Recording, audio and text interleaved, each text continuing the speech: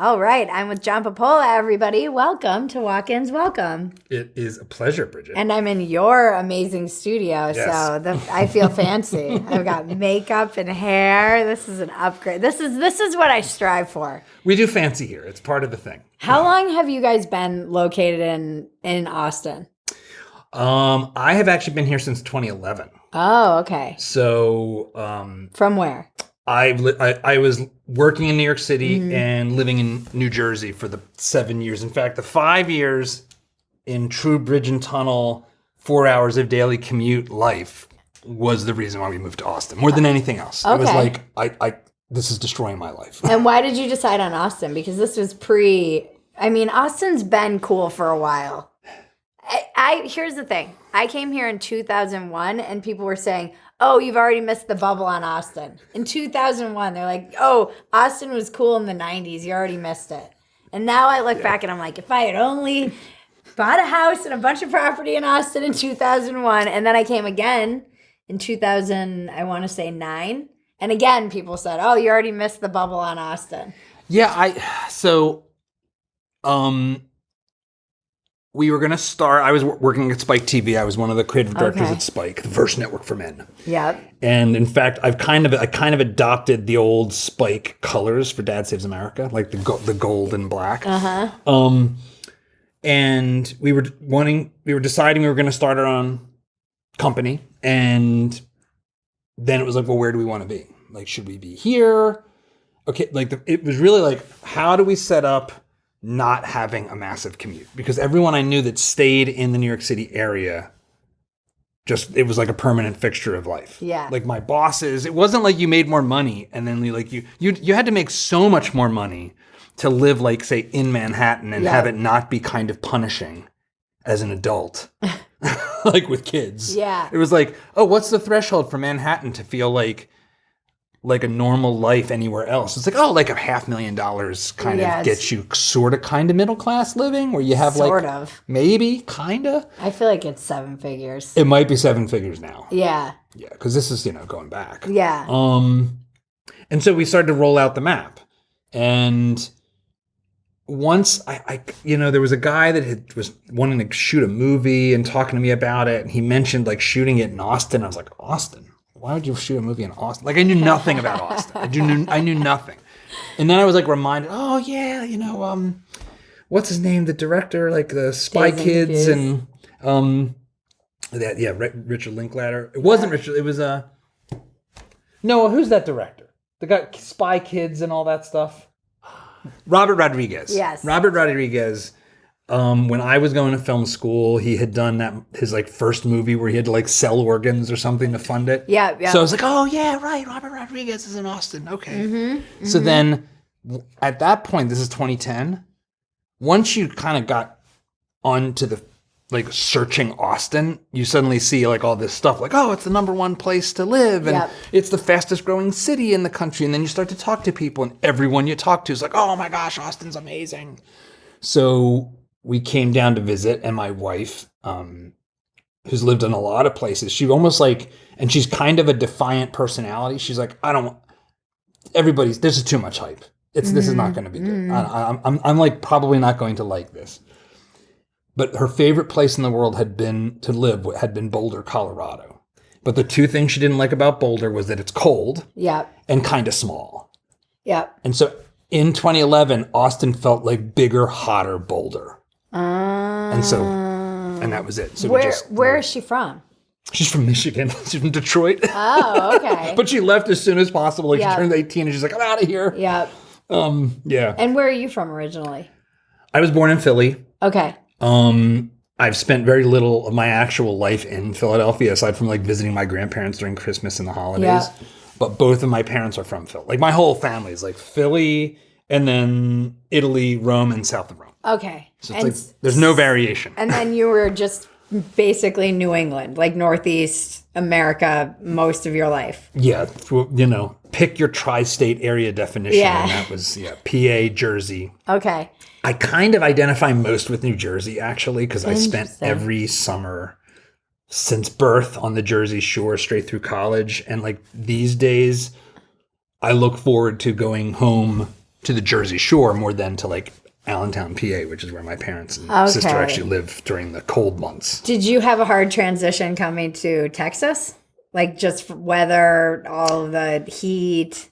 Well, let's see. So summer of 2011 was a like monstrously hot, like 100 days over 100 degrees. That's what happened to us when we moved here. It was 2 summers ago. Oh, that's right. Yeah, that was like the recreation of 2011. I was Will, and the Arrested Development. I've made a huge mistake. That was me. It was like 100 days of, and I'm like, oh, I knew it was hot, but I didn't realize it was this. All the trees were dying. There was like an art installation in the river to like mourn the dead trees. Bastrop was like on fire, and like my mother was like, "Why did you do this? You moved to hell. You're too far away, and it's hell. This is crazy. Come home." How old were the kids? Did you have kids at that time? One son. Yeah. Okay. He was 6. Yep. Okay. Very similar to what happened to us. Very similar. But my wife was like, "I love the heat. This is wonderful. This is great. I don't care. This is wonderful. I love this." Yeah. Yeah, I guess I was coming from LA, which was weather-wise, anywhere people in Los Angeles are in a cult of the weather. I've decided that's what it is. It's a giant cult around good weather. My hypothesis about government is that it's like a dairy farmer. And I think about LA because it's like, so dairy farmers want to keep the cows pretty comfortable, relatively speaking, as opposed to say like the people that like shove 5 birds into an egg, into like cages for eggs. Like in the spectrum of how much do you torture the animal for our food, dairy farmers are kind of on the least torturous. Because they have to be. Yeah, because they have to produce milk. And they have to be healthy to produce the milk.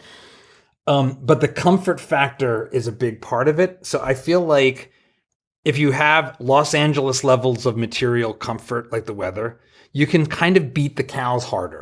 You can get away with more. Like you can abuse them and starve them and try to like pump the milk out of them until they're like blistering, and they'll still stay there because it's so.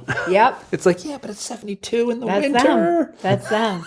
You only need a sweater at night. The fires are on hill behind you. You're like, but it's a dry heat.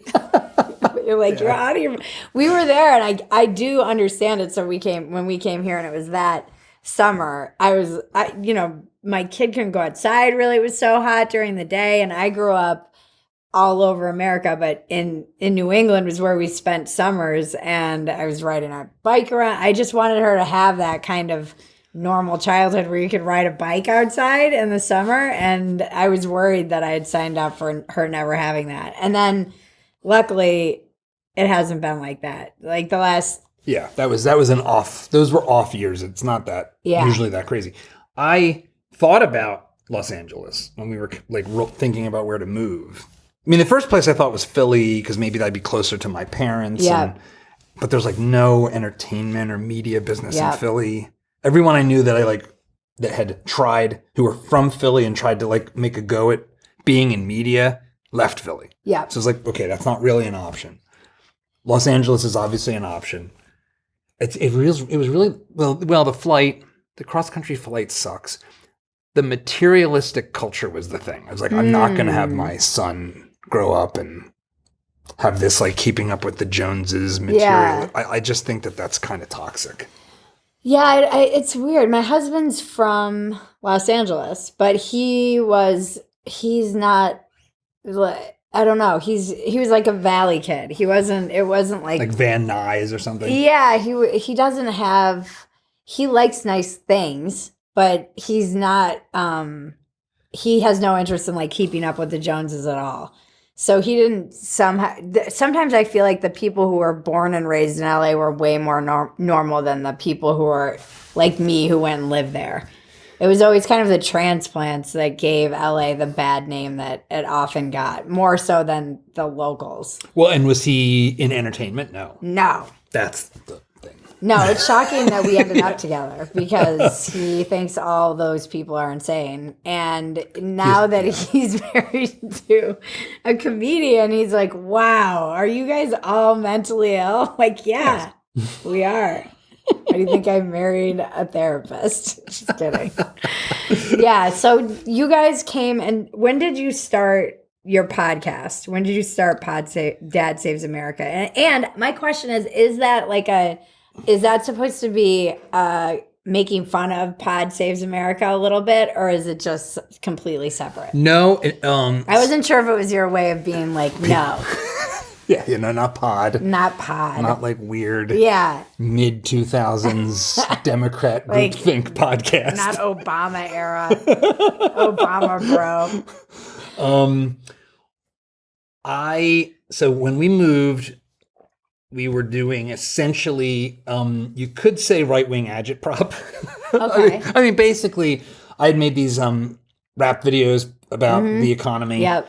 I'm a right-of-center guy.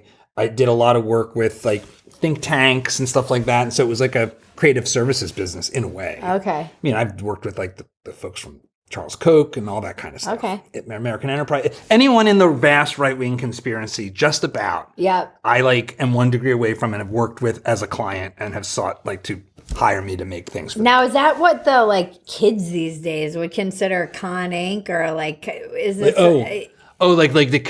yeah, right. Kinda?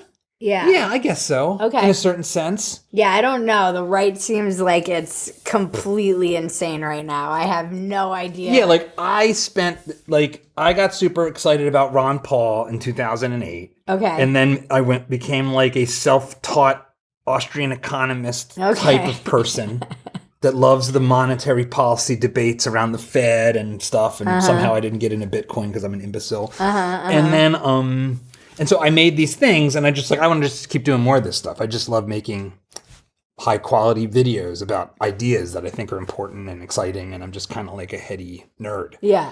I had done several documentaries, one of which with Arthur Brooks, who's actually going to be in the studio tomorrow. Oh, wow. Called The Pursuit, and I was working on what was going to be my next documentary, and it was basically called The Kids Are Not All Right, and it was about essentially Gen Z's mental health collapse and why that's happening as a father with a Gen Z son who's actually doing great. And what year was this? This would have been 2018, 2019. Okay. And so I start raising money for this as a philanthropic project. Mm-hmm. And turns out I like doing that. I like raising money for things. It's just sales. Yeah. And then I'm working on this thing, and it's sort of partially inspired by Jonathan Haidt, but it's not the exact same thing, but it kind of is. It's like his anxious generation? Well, his book, The Coddling of the American Mind, had a big impact on me. And the basic thesis was overprotective parenting, social justice in the schools, smartphones, etc. These are all causal in Gen Z's problems. Yeah. The all the stuff that everybody talks about now, but at the time, not everybody was talking about. It was just sort of this you had to be paying attention to it. Yeah. And so I actually interviewed Jonathan Haidt it was actually in March of 2020. So I'm shooting this film. I do it, and COVID is shutting the world down. Mm-hmm. And 2020 sucked real bad. I mean, our business is almost totally destroyed. Because everybody's shutting down and you can't film anything. Right. And everything I was worried about, my basic worry was, if you're afraid of your own shadow, if you're afraid to ask girls on dates or to get your driver's license or to do any of the things that constitute normal, healthy pursuit of adulthood, yeah, how are we going to have a free society? How is that going to, freedom's kind of messy and hard and leaves you often not super happy. It's a long-term benefit, but short-term cost type of proposition. We're Gen X. We're the latchkey kids. We're the last of the I guess millennials kind of had a normal childhood, but stolen valor. Yeah.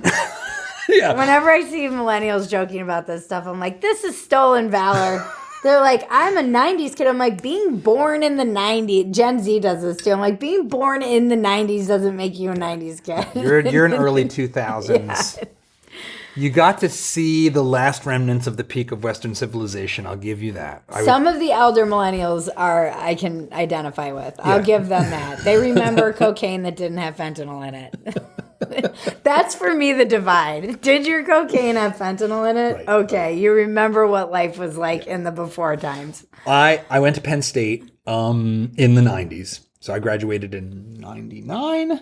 And every time I talked to my dad, every time, without fail, he basically just said 3 things. Don't do drugs, don't get AIDS, don't get anybody pregnant. It's like, the rest, I know you're going to be fine. You're smart. You'll do good enough. So don't do drugs, don't get AIDS, don't get anybody pregnant. Good. He literally, it was like a mantra. He said it at the end of every conversation. That's really funny. For like the 4 years of college. And AIDS was a big thing when we were coming of age. Now it's like, Gen Z is like, what is this thing, AIDS? I don't know what this is. Is this no one dies of AIDS. What are you talking about? You talking about that musical? Is that musical number from Book of Mormon? Like, where the hell was I? So I'm 2020 it's 2020 documentary shut down. Oh gosh.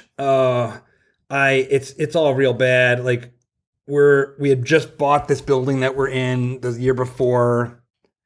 Because at this point, we'd been in business as a company for long enough that there's this cycle you go through. Yes. Which is like the first 3 years, you're probably not going to make it. And at any given time, it feels like maybe you're going to die. I'm trying to figure out where I'm at in this cycle. Go on.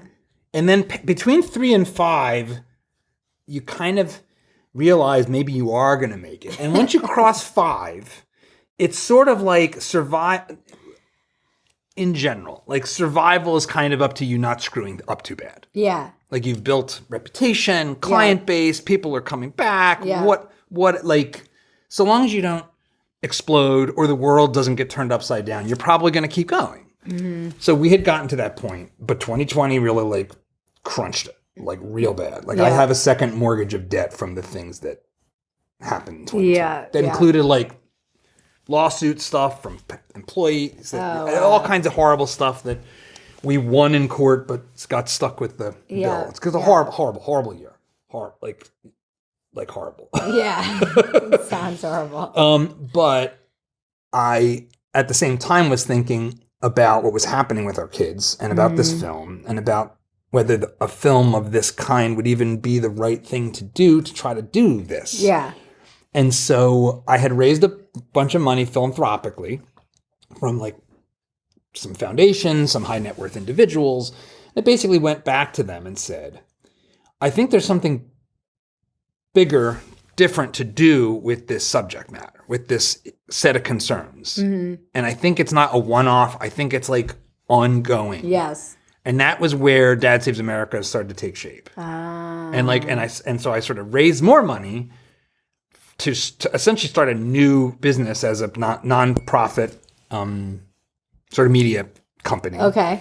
And then I basically like rebuilt from scratch, like from ground zero. So we basically restarted everything in 2020 and launched, like got the organization up and running in like mid 2021 and then launched Dad Saves America like the following year, 2022. Okay. Guys, getting older sucks. That's why it's so important to take care of yourself and pay attention to your health. This is something a lot of men ignore, and it is so important. If you hate going to the doctor and dealing with the hassle, we've got the perfect solution for you. With Quest Health's line of tests for men, you can order a multitude of men's health panel tests that keep you informed about your health. You can check your testosterone levels, get a prostate screening, a colorectal screening, or take their comprehensive men's health profile test for a more complete picture of your health and wellness. Purchase lab tests online, visit a nearby Quest Diagnostics location for a sample collection, no doctor's visit required, or get immediate results at home with at-home test kits. Your results are delivered online, quickly, and discreetly. So prioritize your health and visit questhealth.com today. Use the code WALKINS25 to get 25% off and find answers to the multitude of health questions you may have. That's questhealth.com and use the code WALKINS25 for 25% off. Link in the description below. What have you learned since you've been doing that? Like, what's just interviewing people, talking about this ongoing project? What's the biggest takeaway that you have about like the culture wars, I guess. The culture wars. I guess those are two separate questions. The culture and the culture wars.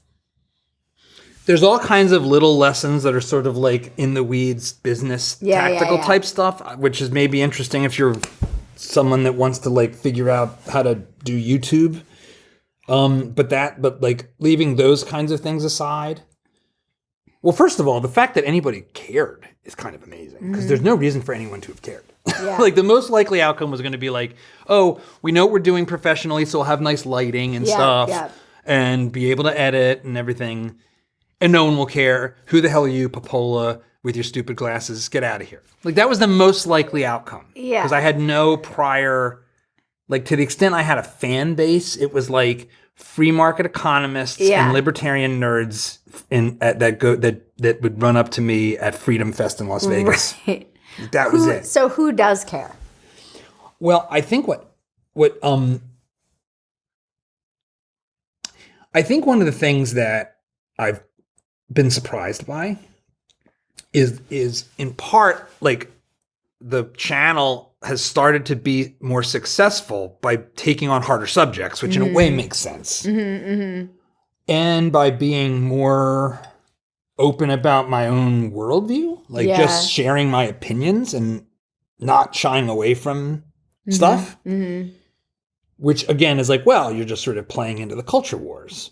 But the part that's surprising to me is a fair number of the commenters and like the people who are really like fans of the show because we kind of do two things. We do like the podcast conversations, and then Fridays I do like this kind of monologue thing. Yeah. That like responds to clips and and like some of the most successful ones of that are like actually kind of weirdly historical, philosophical, not really in the news cycle exactly. Yeah.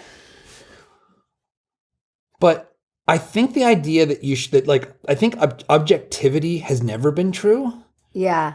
But I think the amount of times people will say, you're a centrist is weird to me. Like I've always been a right winger. Like I'm a right winger. Like I'm on the right. I am conservative oriented on a lot of dimensions, and I'm like a capitalist and like. And were you raised that way, or did you become that way?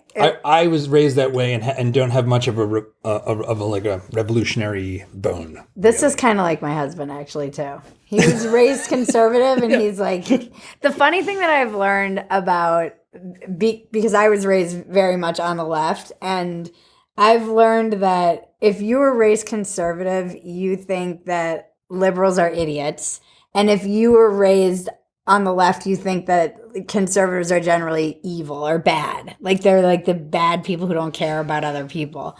But it's much easier to convince. I think that's why I've seen more people go to the right than the other direction, because I think if you can get past like, oh, maybe everyone's bad, once you reach that point, then you go, well, who has better ideas, or who has the world that I maybe want to live in, or I think it's much harder to undo, like, well, I just think those ideas are stupid. And you've been a little bit more battle tested because you've been you're not the dominant, you're fighting the dominant culture all the time. So I think if you're raised conservative, you go to college, and you manage to maintain that, your ideas are much more battle tested than someone who just, like me, who just swam in liberal culture, never really even considered any of it. I mean, I had this in that so I went to college in the 90s where the left thing was like multiculturalism. But it was, and there was political correctness, but it wasn't like the kind of psychopathic woke madrasa hell that it is now, where you can't find like a Republican in any like anthropology, sociology, English, history department, school, education. Not they like. I think they will literally murder you if you're a Republican and you're studying education. Yeah. So I didn't have that was fine. Graduating, moving to New York City, working in television, starting off at MTV. I remember. I just had to keep my mouth shut. Like all of my peers, it was 99. So this was Bush v. Gore. Oh, yeah. I remember. And everybody was going crazy and, Bush is a fascist and all this stuff. And I was in LA. I just had to keep my mouth shut. It was just like, okay. Like I remember going to my boss on the election day, like the day before the election. I'm like, is it okay if I'm still technically registered in Pennsylvania? Is it okay if I go home to vote? And he's like, oh yeah, of course. Well, and then he made it like a joke, like, well, it depends on who you're voting for. Ha ha ha. And I was like, and I just said, well, if I was voting for the other guy, do you think I would bother going all the way back to PA? The other guy. The other guy. Yeah. But the thing is that like working in a overwhelmingly left, although by today's standards, like not that left. Yeah. Like you watch movies from like the 90s or even like the 2010s and it's like, oh, where did that Hollywood go? Like what the hell happened? Doing a whole book on this. What the hell happened? Like, what was it? I saw this movie randomly. It was like one of these things where you just randomly watch, like The Letter. It was Emma Stone. It was a modern take on The Scarlet Letter. Yeah. Oh, I know this one. It's like that movie's great. It's a great movie. Yeah. But it's hilarious. So I love that movie. She's like a nerd. Yeah. And then it becomes scandalous that like she sort of fans the flames of a rumor that she's like a slut. That was like her breakout movie. Yeah. Yeah. But the like assumption in the movie is that high school culture would so frown upon even like a trivial amount of promiscuity that you would become like the Scarlet Letter and treated like a diabolical witch. Yeah. Because you like lost your virginity. Yeah, that was true when I was coming of age. I mean, that was that. Yeah. But now it's like. No, now it's Euphoria. Now it's. Yeah, I can't watch that show. No, it's scarring. As a parent, it's like, I can't watch this. Also, I think it might technically be like a grooming exercise. I can't watch this. No, I can't. It's too much. But I don't feel like that's the majority, though. That's not. It's not. But like the Overton, it's an example of the Overton window shift. Like that's like the high art of HBO now. Right. Or was, or whatever. Yeah. But I watched this movie and I'm like, this movie feels like it's 30 years ago. I know. But it was 2010. I know. So I think that's the very tail end of what I like to call the peak of Western civilization, which is the mid to late 90s. And then it starts to, 9/11. 9/11 sort of breaks the world, but there's still the remnant of that peak of Western civilization where we all watched Friends and all came in excited about what's going to happen on the new season of Lost. Yeah. And there was like a shared thing, like and then Lost ending sucked. Yes. But like this was like the time when like the liberal Democrats would absolutely be horrified if you dared say that they hate America or were communist socialists. Yeah. Like Nancy Pelosi would be like, how dare you? Yeah. I love America. I'm a capitalist. Like that was so that world's gone now. But I was in like liberal Hollywood or like New York. So with entertainment. So I had that ability to like walk among them and understand how they think and have plenty of friends who I think are great people who I've had my old boss, Neil Sherman's on this show. And he's still like a bigwig in entertainment. But even at Spike, like even when you were working on a male show for men, was it predominantly, my experience of being in Hollywood was that I would go on sets to do little things, even when things started getting weird for me. In like 2015, and all the like grips and those guys knew me, and I was like, you're outing yourself because I'm only being accepted in conservative media. So they had seen me on Glenn Beck, or they'd seen me. It was like when I started speaking more freely, and that was interesting to me because the crew seemed to be libertarian, center right. Yes. And then most of the talent, all of, production, all the writers, all the people at the front of the house, they were not. No. They were not. I have a text group that includes my favorite DPs of all time and a bunch of line producers and a bunch of like grip and electric. And it's like, it's all a bunch of super right wingers. Yeah. Like that whole world. What people don't appreciate they about... all have to just keep their heads down. Well, so I have one of the ways I think about this is like, are you an architect or a builder? So, because my wife and I have done a lot of home renovation and stuff. So the architect type, they're the intellectual, they're the artist. They have their perfect plans. They have their sort of communist utopia that they draw with perfect straight lines on a blank sheet of paper. And then they hand it over to these builders who are like, how am I going to fucking build this thing? Yeah. Like, I like, what about load bearing? And yeah, architects have to know about like load bearing walls and stuff. But even so, like, they're like, you've made this so hard.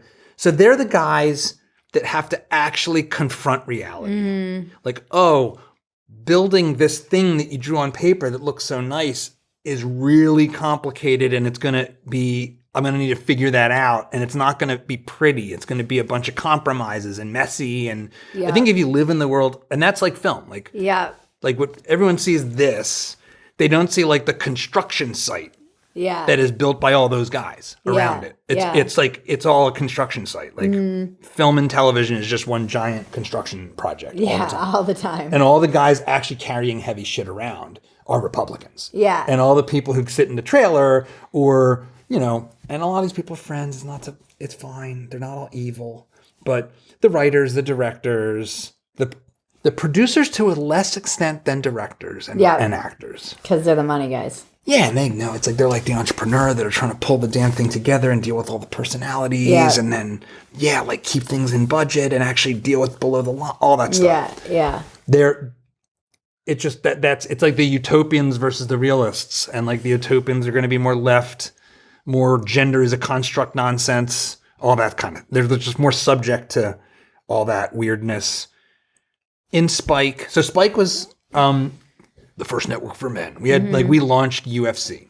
Okay, yeah. So that was like that's almost like the continuity between my old life and like now is like UFC when I was working at Spike was like this kind of crazy thing that was like more violent than boxing and was maybe going to be outlawed, but we were doing it because we were like this weird little scrappy channel. And now it's like the biggest people in the world. Like now, like Dana White is going to put on like the 250th anniversary of the country on, on the lawn of the White House. And like Joe Rogan really got famous in a lot of ways, I think, because of UFC. Even he more saw than, the writing on the wall, though. He really did. He was I mean, people were telling him like, "Oh no, bye." You know, there are these clips that surface of him being like fighting with people on TV who are like, "No, boxing," and he's like, "Shut up, no." No, he was so like the president of Spike, Kevin Kay. I mean, he was just in the thick of that with Dana White and like Rogan, and so we were doing promos for all that kind of stuff. Okay. That was actually, in retrospect, probably the most conservative environment in all of entertainment was Spike TV. Okay. In New York. Yeah. Like, what else were you guys doing then? I feel like I watched Spike TV. We had cool stuff. Yeah, it was. I mean, it was like it would all have been deemed a hate crime 2 years ago. Before the vibe shift, it was like we had this Maxim days. It was Maxim. It was basically Maxim TV. Yeah. Like we had a show called Mansers. Everyone thinks the Man Show was on it. That was on Comedy Central. We had a show called Mansers that was just like dick jokes and boobs and stuff. Yeah. It was just like all the things that you'd expect guys to be doing. Yeah. There was a bit of a frat guy culture, but the funny thing is that actually it was kind of like a Gen X dad culture. Like the main, like the head writer, my boss Niels, me, the producers, like we were all like dads. Yeah. It wasn't like we'd work like animals and then get on the bus and go home to Jersey. Yeah, you weren't like going out and to the strip club afterwards. So I was there for like 2008, so the financial crisis, Obama, the rise of social media, that was all happening while I was at Spike. Okay. That was one of the other things that I think drew me to Austin is the last 3 years I was at Spike, South by Southwest became important. Yeah. Twitter launched out of South by. Like South by became this thing that was like the culture had shifted to focusing on tech. The first time I came here was to go to South by, and it was in 2001. And it's crazy to see how much it's changed. It was just music. It was like punk rock. It was awesome. Yeah, it was like it became the thing. Yeah. Yeah, it became the thing. Probably my most successful project at Spike was I did a promo. This was in 2010. This is in the weeds. It's okay if nobody cares. But it was my favorite thing ever. People love these things. It was my favorite thing ever. You can still find it. So it was the 25th anniversary of my favorite movie of all time, Back to the Future. And I don't think I had the original idea for this, but I was insistent on a couple elements that ended up being important. We were going to do a promo for the Scream Awards. So I was in charge of promoting all of the award shows. The Guy's Choice, which was just like, who's the hotter, Jessica Biel or Alba? Yeah. That was like, that summarizes Guy's Choice. That summarizes that whole time period. Yeah. The Video Game Awards, which has survived, like, what's Jeff Keighley's, like, built a whole empire around gaming stuff online, and he's still doing that, which is kind of amazing. And then the Scream Awards, which was like, nobody watched these things. They were just giant marketing exercises. Yeah. It was like the marketing departments of Hollywood studios would send their people to the Greek theater. Right. And I don't know, it was cool. It was just really dumb. It was really dumb. I don't know who watches any of this stuff. But it was the 25th anniversary of Back to the Future. And I shot a shot-for-shot, frame-for-frame recreation of the original theatrical teaser trailer. Okay. Which has all these close-up shots of the DeLorean, and then it finally reveals it at the end. And I actually got to film with Michael J. Fox. Oh, wow. And it was in a hotel room, and it was on green screen. And he was, instead of him saying, like, this voiceover comes in, like, where are you headed? And then the teaser, it's like, about 30 years. But this is like the 2010 Video Game Awards on Spike, or Scream Awards on Spike. Need a lift? So I made this thing. I was insistent it has to be frame for frame. We can't shorten it because it was kind of long. It's like one of those old slow trailers. Like you watch trailers from the 80s, Even and it's movies, like just they got rid of all the intro stuff. Yeah, none of that stuff 20 happens. minutes long for Bambi. You're like, oh my gosh, what's happening? Right. No, I was like, get to it, get into it. I need the inciting incident in the opening 30 seconds. Yeah. And this thing went crazy, and it was like Entertainment Tonight was covering it, and it got 10 million views, which at the time, people don't kind of realize how things changed. Like a decade ago, you didn't have this algorithm thing. You had YouTube, but the way YouTube videos went viral was literally going viral, like people sharing the link around. Yeah. It wasn't like you opened it up and you were just presented with stuff that you might like. That wasn't the way those sites worked. Yeah. So this thing got 10 million views in 48 hours and was all over the place. And then the thing that's so heartbreaking is Viacom, which is now Paramount, which is now bought by Larry Ellison or whatever, was suing YouTube because of Daily Show clips that people were putting on. There was a whole thing. It was like the dawn of the new media and the old media, So it got ripped down. Oh, and I was like, no! They probably have 100 million views by now. That's crazy. But yeah, I sort of was like, that's it. It's not going to get any better than doing Back to the Future stuff with Michael J. Fox. I think I can leave. I'll end on a high note. It's so funny because I started working at Playboy. That was the first, I actually wanted to be a Maxim columnist when I was in my 20s. That was my big dream. I wrote a proposal, and I had no contacts or anything. I was living in Rhode Island at the time, drinking a lot. But I was I loved men. I knew men. My female friends would always come to me. I'm like, do not read don't read female magazines if you want to understand men. Read men's magazines back when they were men's magazines.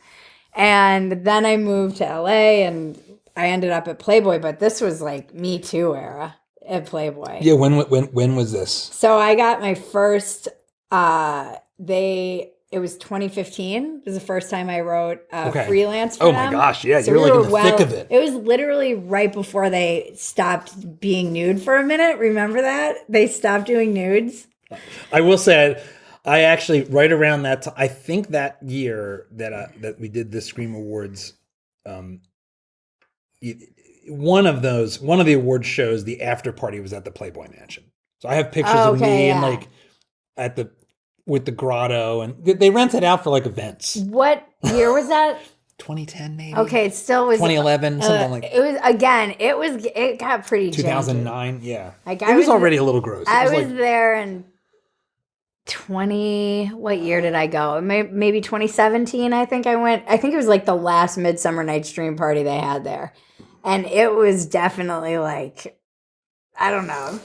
It felt like you knew it was the end. You know, you're like, why is this even a thing anymore? Bill Maher was there. You know, it was just like, it was very, very weird. I imagine in the 70s when everyone was on Quaaludes, it was, and getting date raped or whatever, I'm sure it was an amazing time.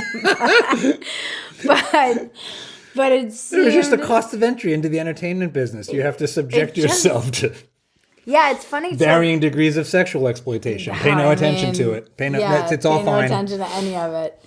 So that was like the weird. It was weird to be in men's magazines, and I a lot of the people that I was writing for, they were like, "Oh, you're like the biggest bro that works at all of these magazines." I had an editor who said, I was writing for now defunct Mel magazine, and the editor there always called me the biggest bro, and I'm like, that's not good, guys. Like, I know that it's true, but it shouldn't be the case that I'm the most masculine energy on this entire male magazine site.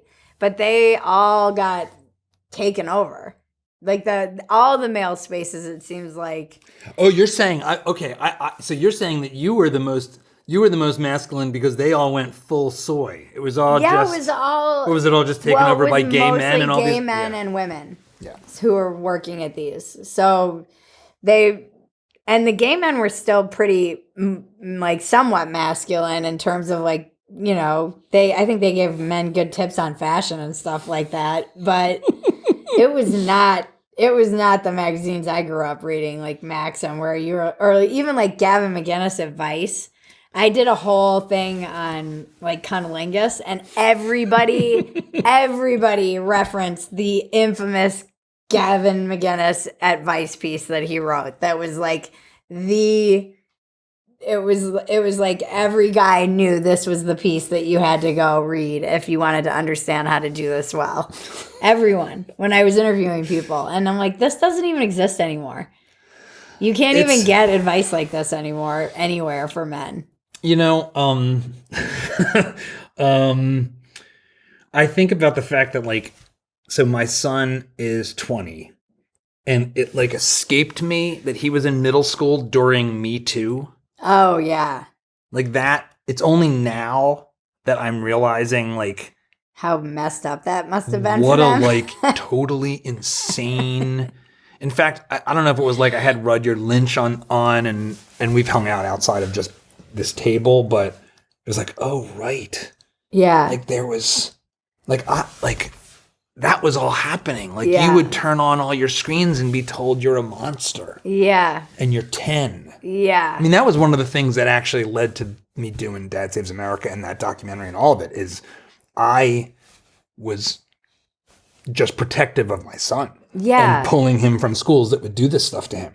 Like he was at a school here that asked him to come to school in a dress. Ew. To understand, to play act, to understand what it would like to be trans and have to go to the prom in a dress. And I'm like, yeah, so you're not doing that. And you're out. And I think we've found a hellmouth, actually. I think we now have to wait. Like, did the teacher's eyes turn black when giving you these instructions? Like, no. Was there any sulfur smell? It's like, what in the fucking hell is happening? Like, what are you doing? He's 10. He's like technically still kind of prepubescent. Yeah. Like, this is evil. Yeah. I don't throw that word around. I probably throw it around more now than I used to, and probably too liberally a little bit, but there is certain, like, anytime you're trying to do stuff to kids. Yeah. My tolerance for your existence goes down. Yeah. It's like, nope, okay, now I'm in a different mode that's not like classical liberal rule of law. It's the old ways mode. And I feel like this is where we're shifting. As like I mean, look what happened to. I guess I was kind of in that space of the people who left the left, and I was like, oh, maybe I'm just a classical liberal, and now I'm like, no, I don't think that's gonna work out very well either. Now we have to fight, I think, because the same thing happened. I had a child, and then we were locked down in COVID still when I was pregnant, and we went to an online, like class that they used to do in person for if you're going to go to the hospital and you have a birth and whatever. And they were calling us birthing people. And I was like, I am going to, and I was full of pregnant hormones. And I'm like, I'm going to burn this shit down. I'm going to burn it all to the ground. Yeah. It was infuriating being the woman that had to go. I was like, no, women. This is what I've been screaming for 6 years on Dumpster Fire. And so it became, I feel like, I was radicalized. If it was very radicalizing for me having a kid. And I used to be able to be that kind of Gen X. And I've said this before, just like the cool kid in the back of the class. It's like, oh, you idiots who care. Like, right. Suckers. And then I had a daughter and I was like, oh, no, This is so having spent that, so I kind of went through a like still being technically on the right the whole time, like an arc here, which is Ron Paul, 2008. I go deep down into like anarcho-capitalist reading and Murray Rothbard and all this stuff that's like super, it's kind of like the radical right, not the radical right in the sense of like Nick Fuentes types, but like, there's one formulation of our politics. Libertarians will do this. They will say, no. Left is authoritarian and right is radical liberty. And so like the Nazis are on the left because they're closer to the communists. They're totalitarian. That's all on the left. And if you go all the way to the right, you're in anarchy. You're like Michael Malice. You're an anarcho-capitalist. Right. Now I actually don't think that's the right use of left and right. But like that's one dimension. And I'd like on all the way to, and if you go far enough to anarcho-capitalism land, you kind of are like, do whatever you want. Like, so long as it's peaceful-ish, unless you're treading on me and then I'm going to use my private nuclear weapons on you. Yeah. But there's a kind of like assumption that you can have a tolerant pluralism thing. You can, birds of a feather can flock together, but mostly we'll all get along so long as we've got good fences or something. Like there's like I don't really understand it, but I know people have tried to explain it. Well, there's like a moral assertion that I think is totally legit, which is like force is fundamentally and coercion is fundamentally immoral. Mm-hmm. So we shouldn't have that. So a better society has the least amount of coercion possible. Right. And I agree with that. I think that's totally right. Like if I point a gun at you and tell you to do something, if you do it, your choice isn't a moral choice. You're being forced. Right. So moral choice requires that you choose freely, I think. Yes. Okay. So you have this sort of tolerance, and like in that world, in like conservative Inc., if you will, you have like the Cato Institute types of organizations, and Koch and these other, institutions that are like built on these sort of classical liberal principles that I broadly agree with. Rule of law and equality under the law and all that stuff. A lot of them also kind of are like shell-shocked by being called racists forever. Yeah. And so they're wanting to try to pose like, no, I'm liberal too. I'm tolerant too. We're tolerant. There's a lot of that in that world. Where did anarcho-capitalists fall with abortion? In a bunch of different places. Okay. I think. I mean, I'm like full Catholic Church on abortion. Okay. Like no exceptions. Yeah. It's murder, period. Okay. Like I just don't have any But the movement on that. Okay. I mean, I think like, okay, so that's an who was it? Loyola Block. Walter Block, anarcho-capitalist economist, makes the argument that because they're coming fundamentally from a place of like personal sovereignty, like I own my body, right, and then private property is an extension of that. Like if I claim the land and I fix it up and I make it nice and nobody else was here. It's mine now. Like that's it. Like that's the sort of like John Locke property thing. Yeah. Bloch argued that the baby inside your womb is essentially like a tenant inside your house, and you should be able to evict the tenant. Okay. That's his argument. Got like it. evictionism. Okay. So he doesn't make these silly claims that I think don't hold up, that like it's not a baby or something. Right, it's right, like, no, right. it's obviously a baby. Right. Like I've never heard an argument for the when should life begin that is coherent other than conception. It's like, well, you can have a ball and at the top of a hill, it's not moving until it's pushed. And once it's pushed, it's moving. Right. That's life. It's not life until it's pushed. Conception is the push, and now it's moving. If you stop it, we know what we call that. Right. But his argument would be, yeah, that's true. Like I'll grant you it's a person in there, but they're like living in you, and they don't have the right to do that. Okay. Like you can evict them. Okay. I mean, kill them. But if he's not going to, because I think people get around the argument of whether this is killing or not with when does life start or not? Yeah, I think that's so. super. If you're saying he's being honest about that and he's calling it evicting, well, like that's just a funny way to be like, okay, so it's just funny to me. Well, it's like if a refugee appears at your shore on a boat from a horrible country, are you obligated to take them into your country? Right. Knowing that if you say no and turn them back, they will be killed by the regime. Have you killed them? Right.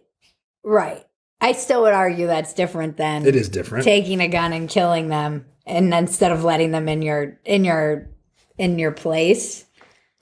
But yeah, this is where I think it gets. It's always interesting for me to hear where people land on this, because it's actually much easier if it's black or white. But it ends up being, I've had very fascinating conversations, but I never really knew where libertarians, I know they're kind of split on the issue. Split. I know that, and I never really knew where anarcho-capitalists ended up on it. Well, I mean, I think like that. I'm sure that's not the only it's hard. Everything about kids is hard. It's hard. Yeah, it's hard, and like this, like these sort of philosophies that rely on like a very small central animating principle that you'd have to try to make sure is always applied the same way. Mm-hmm. They just run up against all the complexity of like life and human nature and and it's like, I kind of like that kind of thinking, like as a heady guy. Yeah. But it's like, yeah, well, okay, so if a adult squats in your house, like you're out on vacation, and this adult comes into your house, like breaks in and just starts living in your house, I do believe you fundamentally can kick them out. And if they refuse, I think you can pull a gun and say, get the hell out of my house. Yeah. And if they still refuse and they come at you, you can shoot them. If it's a 5-year-old, yeah, is that still true? Like if there's like a 5-year-old kid whose like parents got killed in a car crash and he walked off and the cops didn't know there was a kid in the car and the kid ends up wandering into your house. Like, do you have the right to shoot the kid because he's trespassing? I think the answer to that is no. Right, that's interesting. It's different when it's a kid, yeah. Like, so you started so you go back to your kind of evolution. Yeah, so I can be as radically philosophical in that domain. I read all these different thinkers. That's around the time also where I met like Michael. And so I was like, oh yeah, there should be no government at the end. Ultimately, like all government is kind of disgusting and evil. And I haven't rejected that. I think that's right as a moral, like it's pretty hard to get me to like advocate for the government doing anything. Because it is just force and it's run by horrible people and absolute power corrupts absolutely and all that stuff.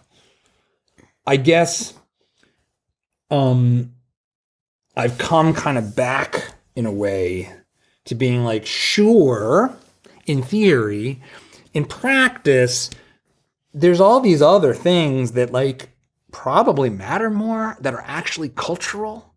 They're not philosophical. Like we're not really governed, I think, by like a philosophical argument. We're the culture is something else, and it's more difficult for me to articulate, but it's like the United States, like the history of the country has a bunch of things that I don't think you can disentangle. Like it is a Christian society, first and foremost.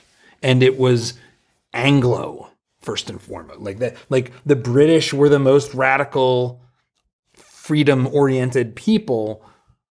And so that's part of why America's like the radicals of the radicals. Right. It's like, okay, well, a bunch of like religiously persecuted people like the Puritans and the Quakers and all these weird sects are like, we got to get the hell out of here or we're being tortured. And so they come here, and then that is part of what makes America so much more like individualistic. And that's not narrowly some philosophical equation. That's a culture. That's beliefs. That's religious beliefs. That's Do you think too, though, experience. that just our culture, the country was kind of baked in, was like born with philosophical Enlightenment ideas, and they were debating these things and questioning them and thinking about them, and we just haven't had to think about them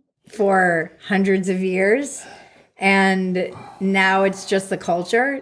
I don't know. There's some people who talk about, you still do, but it's not like I don't know. I don't know that we're still having these like philosophical debates. Are we? I mean, I guess sometimes we are, but it doesn't feel like the general culture is the masses. And maybe that's always how it's been. There's just more now.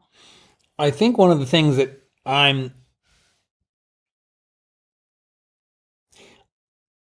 there's this like school of thought about, there's more than a school of thought. There's like I guess I would say there's this thing called the elite, right? Yeah. And I think it's real. Like it's a real thing. Like there are like everything has an elite. There's always like a distribution of like some people rise to the top. Yeah. And some of that's natural and like unavoidable and also good. Like we're perfectly happy with elite athletes. Like everybody's comfortable with that, with elite athletes, with like great, I know about this. like there's people who just by sheer merit end up being LeBron James, and we love them and we venerate them. It's only really in sports that veneration is kind of universal, actually. Somewhat merit. I was thinking about this recently when Trump had that Saudi Arabia, the big dinner that had all the tech guys, and I was like, these are the men who make the world. They don't make the world in the way that the grips and the people who actually make the world make it, but they're the architects of our experience largely. Well, and I think that there's a sense in which I think history, I mean, you think about, I'm like a self-taught guy on all this shit, so what the hell do I know at the end of the day? But it's like you do have this thing that over time, let me phrase this kind of in my own experience, because I can speak to this practically, and I think it's actually universal for everyone if you just survive inside an industry long enough. Yeah. Which is, and I'm sure you'll appreciate this. So I start off at Viacom. I have no family in the entertainment industry of any note. Like I don't know anybody. Like I went to Penn State. I actually got into NYU, but it was like I was scared of New York when I was 18. I was like, oh, this is kind of, I'm not ready for this. So I didn't come from some elite school. I basically went to a state school, got a film degree, got an entry-level job, started to work my way up. But I work hard. I'm competent enough. I'm social enough that I survived. I kept making progress in my career. So then you come to a point where if you've survived long enough, like now, like my peers, like when I started at Spike, I was in a closet office with a bunch of other guys, one of whom, Terry, who I still know. We were all like entry level, just a bunch of dudes. Now he's like a executive vice president at Paramount. Yeah. And my boss, Niels, who's been on the show and like was at my wedding and is like a great guy, he's the chief marketing officer of 101 Studios, which is the company behind the Yellowstone and basically all of the hits from Paramount that are the Taylor Sheridan stuff. No, he's not there anymore. So he's actually still, he's not.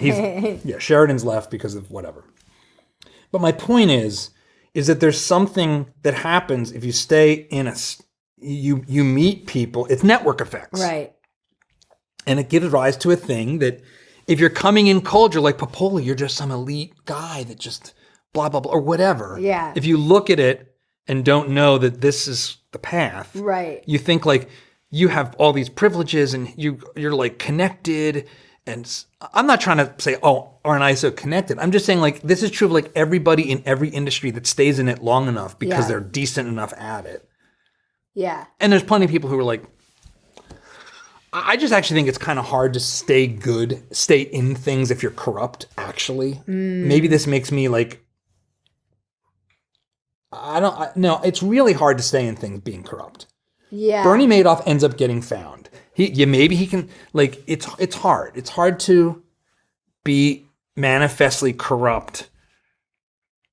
Like, those people are actually like the rare exception. They're not the rule. So I think what you end up with is these things in which over time, power, relationships, family, start to become like, it changes. It becomes now, well, hey, I didn't have any connections, but technically all of my relationships that I've built up, I can introduce my son to those people. Right. So my son can come out of school and I've got like this massive Rolodex that my dad didn't have. And it depends if he wants to get into related field, but if he does. Right. So now he's got a different thing. Yeah. Rinse and repeat. And you have Harvard. Yeah. That's what I was thinking when we were talking about this. It's just a network.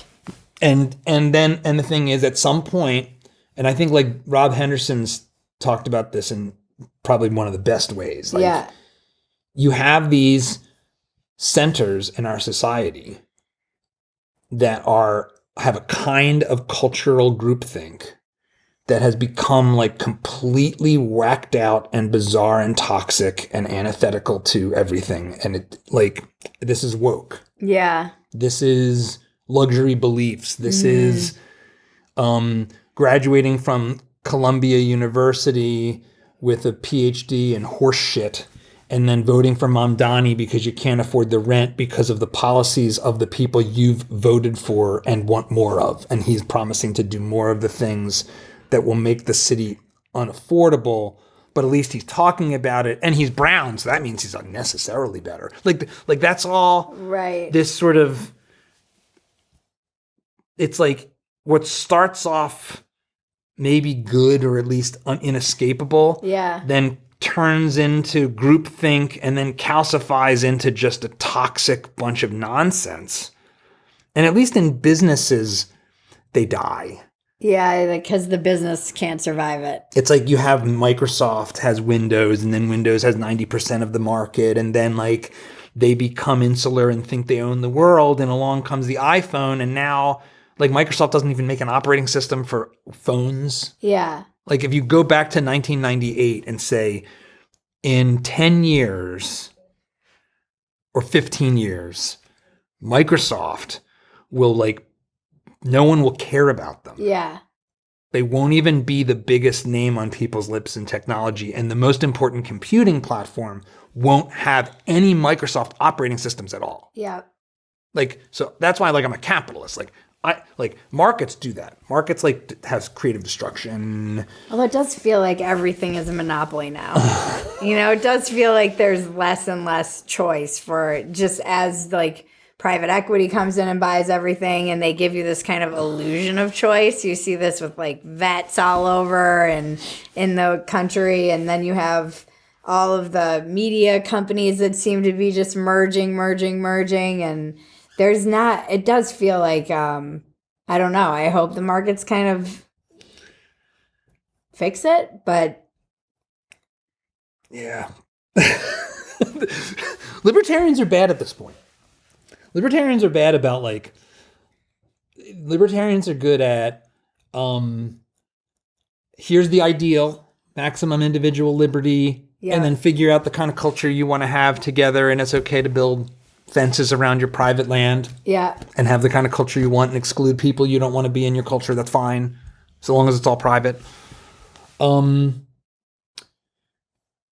But that like feedback loop where now you've got,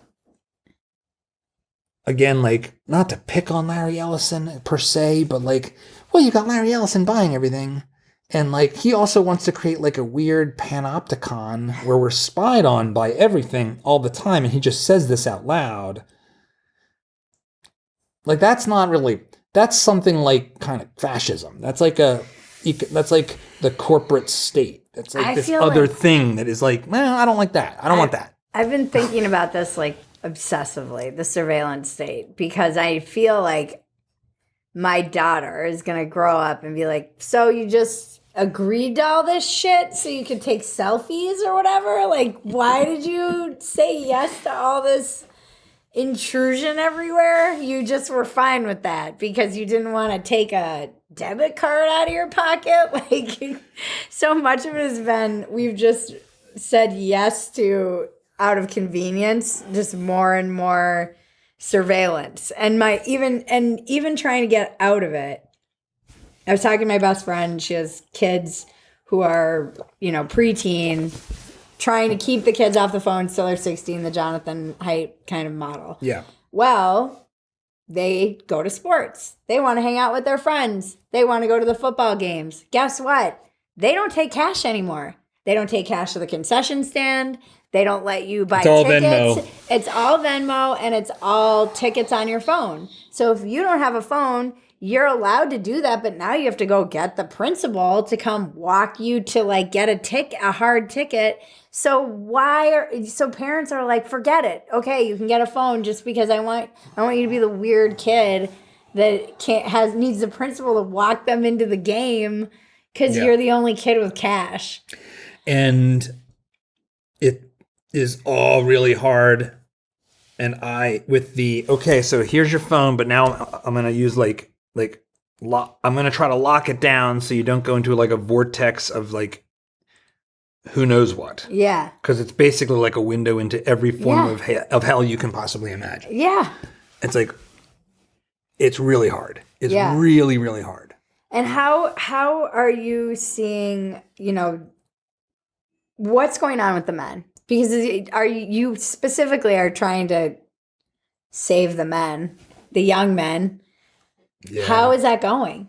Are they receptive to, I feel like there's so much, there's a lot of, I have a low tolerance for, I have the same low tolerance for the resentment being kind of pushed on these younger men that I had for the resentment coming from the left being pushed on people, this like victim culture. Mm-hmm. And it's like, they did have it.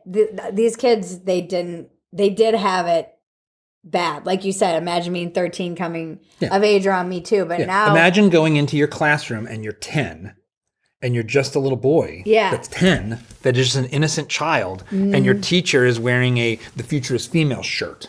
But now I see a lot of like, well, fuck this. I guess now I'm a Nazi, because they've been called Nazis. And so it's like that. Well, yeah, I'm a Nazi. Ha ha. How do you kind of,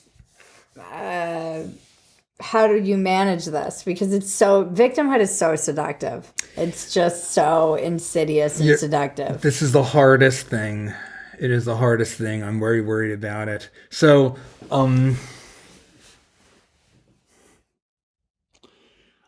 I don't have a lot of illusions about who I can reach personally. Mm-hmm. Some of this is because of the algorithms, But, we were talking before we started rolling about like, you can look on your YouTube stats and see how old people are that are watching. Yeah. I think that what I try to do is reach parents. There's some younger guys that are going to watch. I know, but it and I mean, it's not trivial, thousands. Yeah. Maybe tens of thousands sometimes. Yeah. I am trying to adapt to this environment as best I can, because I think there's I don't think clutching your pearls and being like, oh, you watch Nick Fuentes, Yeah. I can't talk to you now, Yeah. accomplishes anything. No. Why would it? Like, it's not, that's it didn't coming from the left. Like Why would it coming from the right? Like, that too? doesn't work. Yeah. Like, okay. We just came out of 10 years of this. Yeah, so in fact, I'm part of like these different groups. Like I have this like whole, again, sort of old right, if you could, well, maybe it's not old, I don't know. This sort of classical liberal, more, I don't know what you'd call it exactly. There's all these terms. It's not exactly neocon. That's not right. Freedom conservative types. And I'm like a little bit of an oddball in these groups because they're kind of clutching their pearls. And it's like the whole thing with Tucker having Fuentes on, like, and Tucker and Candace and these voices that are like really big in like the right-wing digital media. Like, you have to grapple with why they gotten big. Right. You just have to grapple with that. Right. Like, I think Candace is like kind of, I do think she's off in weirdo land, and I don't like her. She's like this obsession that like Charlie Kirk's wife was involved in. The killing of her husband. Like, what are you talking? Yeah. What are you talking about here? Like, how is this good? I don't know. I have my biases that make me, I'm not being very, very coherent right now with this question. I think I know what I've tried to do for my own family. Right. And that is like, what does it mean to be a man? Mm-hmm. To be an adult. Mm-hmm. So my son, and actually we adopted, so I have two sons now. Mm-hmm. And, but my older son, Mateo, has been with me since his birth. Yeah. As he approached 18, and I began to basically say, the most important thing in your life is going to be to find a woman that shares your values and that makes you want to be a better person. Mm-hmm. And that actually that works, that you feel like, I want to be a better person when I'm with this person, and team up with them. Yeah. Like, the sooner the better. And if you do that, everything else will be easier. And that will not be perfect, because nothing's perfect, because people are hard and messy and annoying, but this will be the most important decision you make. Yep. And I've tried to guide him towards being that kind of man, the kind of man who knows what it means to be a man, to be stoic, to be strong, to be, and that stoicism is super important to me. Like, you have to be able to, like, the things that we call acting like a child or like a baby are all the opposite of what you should be. So, I let my emotions drive my reactions to things. Well, that's what babies do. Right. You have a 3-year-old. Yeah. That, like, they just react to the feelings instantly. There's no take a deep breath or, okay, that upset me, but I shouldn't react with the first thing that comes to mind. Yeah. Now, social media and Twitter, it does it to all of us, myself included. You see something crazy and you're like, these are a bunch of horrible monsters and should be dropped out of a helicopter into a wood chipper. Yeah. Like, it's like, oh, you're trying to trans kids? Like, helicopter wood chipper time. Yeah, like, that's my default. Like, you're trying to do stuff that's to everyone's kids. default. If It's you like, see a toddler, you realize that is everyone's default. Yeah. We just have it gently or not so gently socialized out of us. But like, some of it's good. So there's this like, like, you can't become neutered. You have to have it. You have to know what it is that you believe. Like, what is your, I'm going to die for this thing. Yeah.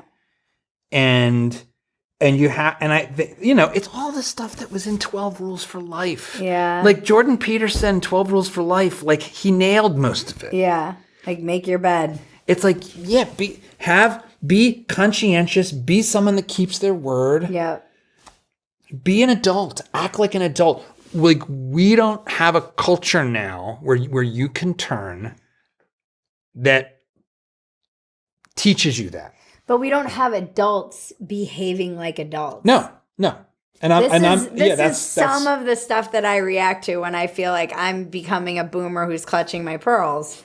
Even like we had the kind of Hegseth with the narco terrorists and the meme, and we live in like a memeocracy now, and everybody's trying. But it does feel like a bunch of adults trying to be cool, and I just react to that where I'm like, "You're okay, I get it. We're trying to be funny. Everybody thinks it's like, haha."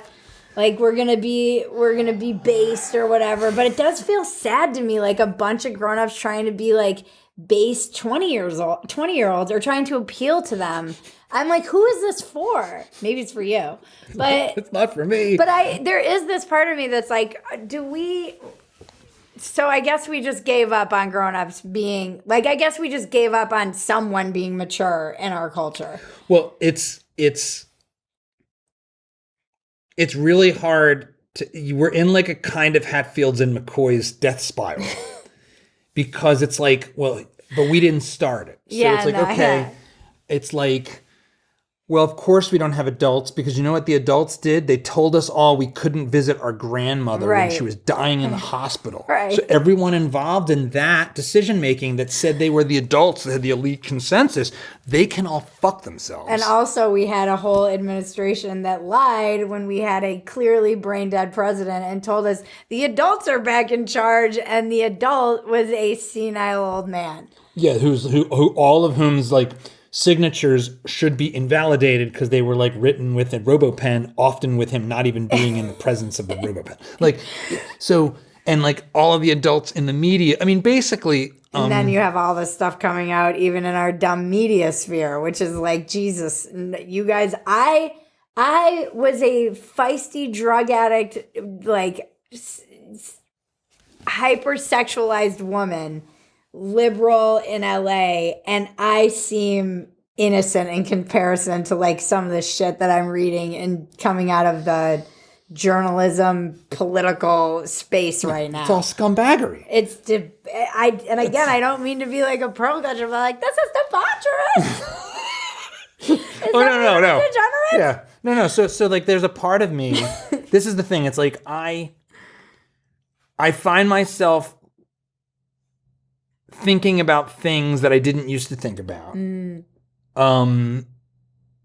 I see it like rhymes with a lot of the things going on. Like, for example, I've gotten way more Catholic. I was a cradle Catholic. Now I'm like super Catholic. And I'm not like a perfect Catholic that knows everything about the apology. But like, if you look at my YouTube feed, it's like, it's a reflection of like my consumption priorities.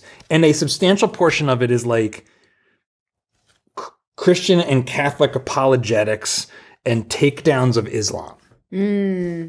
Now, why is that? Why did that suddenly happen? Why? Like, I was in New York City on 9/11, and then only like not even a decade later, I was like with Ron Paul being like, "This is all the CIA's fault." Right. So how have I almost come back to being like, "Yeah, I'm worried about radical Islam again." Right. Like, why? It's like, well, because I see the quality of the 20-somethings coming out of our elite universities who all appear to be like absolutely possessed fifth columns that want to destroy the society. So I'm like, I don't really like that. Like, why did that happen? Why you like? I don't really care in a certain sense about Israel in that I'm not Jewish. Theologically, it's a place. It's a historically important place historically, but like I'm Catholic. Like, it's not about places. It's not about blood and lineage and holy places, really. That being said, if like there was an Islamic assault on Rome, I would probably be like, sign me up to defend it. So I'm like, But wouldn't it I'm be a mix. important, like the like City of David stuff they're doing, where Jesus literally I mean, isn't that kind of important to Christianity? It's all important in a certain sense, but I say that all to say, in spite of that, like my reaction to the 10-7 personally was like absolutely like that changed the way I think about where we are as a society. I mean, I think it broke everything, but yeah. Like it was like, wait, what now? Like, so the woke, like BLM, a BLM chapter tweeted an image of like the guys in the paragliders, like with like a Palestine flag. It's like, so you're with the mass rape murder Nazis? Yeah. Like that's who you're for? And you're like, you're probably getting, a degree in anthropology? Yeah. And wait, are you all just funded by like foreign aid? Like, is this like a foreign invasion? Like, what is this? Yeah. I know it's not just a foreign invasion, but it's not a foreign invasion. There's some of it's a foreign invasion. Some of it's like Qatar putting billions of dollars into our universities and them all being like part of this, all these whacked out ideas that are bullshit, like anti-colonialism, and it's all a bunch of communism. And so like I'm like an old school, like I'm like a kind of old Catholic warrior guy that's like, okay, the Crusade, like this is the thing. I'm like, yes, classical liberalism, but also the Crusades were awesome and saved the West. And you sound like my husband. But that's like true. It's like, we weren't taught that. Yeah. We grew up hearing that the Crusades were this horrible, diabolical thing. That's the part of the reason why we should hate the Catholic Church, because it went on this conquest. It's like, and then you realize like, oh, wait a second. No, all of the Middle East was Christian. And then along comes this like warlord band led by Muhammad and conquers them by the sword and then proceeds to enslave the place. And we get the word slave from the Slavics that the Arabs were enslaving. That's where the word slave comes from. And like the Barbary pirates. And like, so you have all this stuff. And I'm like, well, how did I not get taught any of this? Yeah. It's like, oh, so actually the Crusades were to fight back against the fact that like 2/3 of Christendom had already been taken by militant Islamic capture. Right. So how did I not who didn't teach me this? They are committing some kind of like fraud against us. And so now this kind of is like maybe adjacent to the stuff going on with Fuentes and, I think Hitler's got aura and all this stupid stuff that people like him say. It's like, well, if substantial portions of my own education were essentially anti-Western propaganda bullshit by people who are manifestly gross and like are part of an elite that seems to like find more common cause with elites in other countries than the rest of the public here. This sort of like Davos crowd. Yeah. This like I was pro-Brexit. Like as a classical liberal that's broadly free trade. But it's like, no, this global government stuff, I don't want global government. So now I'm faced with this problem of I don't trust you people. The Davos crowd. Yeah, but all of them. Like everybody, like I'm like, yeah, like no, there's a top 1% that suck and they're horrible. Yeah. And there's a portion of them that aren't horrible. They're like the people I like. Yeah. But a lot of them are horrible. Yeah. It's like when it's 2023 and you're walking through Manhattan in June and JP Morgan has the trans flag flying. Yeah. It's like, okay, so like child mutilation flag over like the biggest bank on earth. And I'm supposed to not be radicalized by this and not think that we're being ruled by lizard people. Like I understand. Like, I understand where you're coming from to be like, no, they're literally lizard people drinking adrenochrome. Yeah, like, I get it. I get it. So then I'm like, okay, so how do I navigate this world where I can essentially curate my own reality through the things I read and listen to? and actually know what it means to believe something that I think is true. Like, did my story about the Crusades, is that closer to the truth? Maybe it's not. I don't fucking know. So I think that's like the super crisis. Yeah. Is like the sources of authority who are never perfect have become so captured by manifestly demonic lies that we can't trust them. It's not clear we can reform them. Like, I don't know how you reform. You have to literally eliminate like 85% of the staff. I don't mean kill, but fire. Like 85% of the staff of all universities, I think.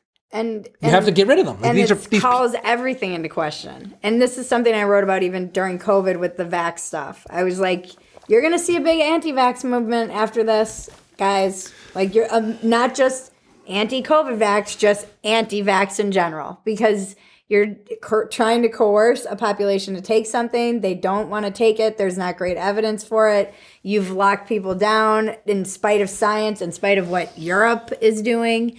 And then now there's gonna be backlash to this, and it's gonna mean, and here we are. Well, I mean, this was like, I feel like people, and so that idea that like the post-war consensus is kind of all a lie. It does open up to the like Hitler has aura, and maybe a lot of Holocaust denial, and it ends up. Yeah, it's not good. Yeah, so it's like it is like what is true. I end up with, you have young people going, it's all bullshit. And we haven't even discussed AI entering the chat. So listen, here's a perfect example of exactly what we're talking about. I've been obsessed. AI literally entering the chat. Yeah. I've been obsessed with getting an encyclopedia because of AI. And I'm like, they're going to rewrite it. So my husband, ever the skeptic, there's one company that makes them. They have a cool edition with the American flag in honor of 250 years. Yeah. He goes on and he goes, what do they say about transgender stuff? He like is asking AI or someone. He's looking up reviews. And it's like, oh, it does talk about it. And it's like, the gender affirming care, it's all, he's like, this is already lies. Yeah. He's like, I need an encyclopedia since what, like 2007? He's like, what year do I, 1998. 1998? Peak of Western civilization. That's what I'm going to look for. Like Windows 98. Get like, I don't want get like the encyclopedia on CD-ROM that Bill Gates thought was going to be the big deal. Because there was like, Bill Gates missed the internet initially. He thought CD-ROM was going to be yeah. And bought like whatever that was. There was an encyclopedia. But yeah, he's not wrong about that. I was like, he's like, I don't want this shit. It's $1,400 or whatever. And it's like, it's already, it's too late. It's already corrupted. It's already corrupted. This has been proven to be false. And it is presented as true in this encyclopedia. I mean, again, it's like this series of like cracks that are like, I don't, this is where like you know what it is? There's a bunch of things that are true at the same time that make it very hard. One is the world's always been a broken, fucked up place that's messy and terrible with a bunch of terrible people in it. Like that's always been true. Yeah. So this like we live in the worst time is false. Yeah. Like no, our time's pretty good. Like it would be worse to be in 1930s Germany or in the Dark Ages. Like there's a bunch of times where I wouldn't want to be born. We still live in the best time. Like all of them. Yeah. We have air conditioning. But this doesn't have any purchase with people. So it's like you say like, hey, we live better than in 1800. Like Matt Ridley and like rational optimism and hey, look at the graph goes up and to the right. And that's what you get, like graph goes up and to the right and like boomer. That's the response. Yeah. And I get it because it's like, well, none of that fucking matters. If like the income to housing cost ratio is 7x. Yeah. And I get it. Like that's not, I get that. I understand that. Yeah. It's like, I don't care. Like, but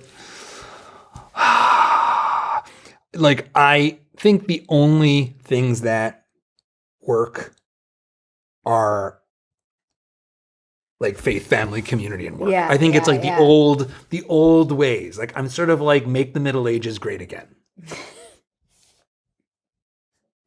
It really is funny. Like no, you know what's funny is that you are tapping into. I do hope you talk about this in monologues because every what I would say real man that I know seems to be saying the same thing. Like they seem to be going through this evolution where they're like, the Crusades. We need another Crusades. I'm like, I keep hearing this from all the men I know who have families. Like there is something to this. And because I think a lot of people are trying to grapple with, it is a very complex time to be alive, but to try and raise children. Well, it's like, I don't know what to prepare my kid for other than to prepare her for to try and teach her to be resilient, a good problem solver. I'm like, should she be learning jujitsu? Do I need to be training her for a post-apocalyptic wasteland? Because even if we do get to a place where we have UBI and robots everywhere, the world we're living, I cannot conceive of what her world, you could kind of conceive of what the world would look like for your kids a little bit. I feel like my parents kind of knew, but I have no concept of what the world looks like for my 3-year-old daughter in 30 years. One of the things that I think the thing that,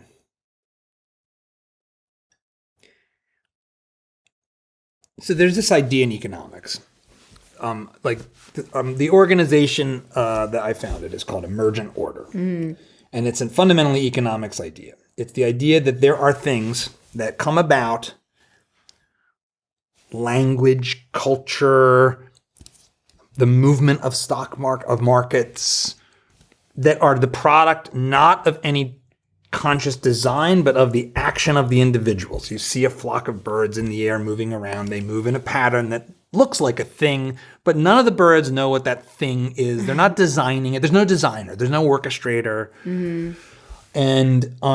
And this is this really important, it's why communism can't work. Because you don't have the, complex systems like society, like the climate, they can't actually be controlled and commanded. The only way you could have the kind of society that communism imagines in its utopia is if Pluribus happens, that TV show. Right. Where literally you become the Borg. Yeah. If every human being on Earth became like a singular collective hive mind, literally, where every person can see and know the full sensory experience in real time of every other person, you could have communism then. Right. Because you wouldn't need trade. Right. There would, they don't need any. Yeah. Now, will AI and robots deliver something like that? Because things will get so cheap. We'll be like in this post-scarcity world. I don't know. We'll still have scarce time. It'll still be hard to find a girlfriend. Right. And it'll still be like, this normal human stuff. And I guess I'm not a post-liberal. There's this group and in this spectrum of all these things on the right. Forget the left. Mm-hmm. But on the right, there's this group of people who they call themselves sort of post-liberals. They're like, oh, no, we need to go. I don't know this literature that well, like Curtis Yarvin types. Back to monarchies. But yeah, we should have monarchy. It's like... They always imagine they're the kings in this situation. Right. Now. It's like, but Lord Acton, this is you're now like a communist. It's you realize that you now sound like the people who look at the Soviet Union and say, we almost had something good if only Bukharin won instead of Stalin. Right. It's no, Stalin won because he was willing to slit fucking throats. And that will always be the case because when you centralize that much power, psychopaths will do stuff that others aren't willing to do to take it. Right. So centralizing power is not going to work. It doesn't work. Again, as a Catholic, there's this idea called subsidiarity, which is the same thing. Let power and decision-making go as low as possible. Go down to the lowest point in the hierarchy. Yeah. And to me, that level, it's the same old stuff. For guys, find a woman that shares your values, marry her, have kids, make that the center of your life. If you're in your early 20s or your late teens, this might sound just like dad talk that isn't quite like what you think you want. And you think you want maybe adventure, which is fine, and adventure is great. And I'm just telling you're going to have a better adventure with an adventure mate. Yeah.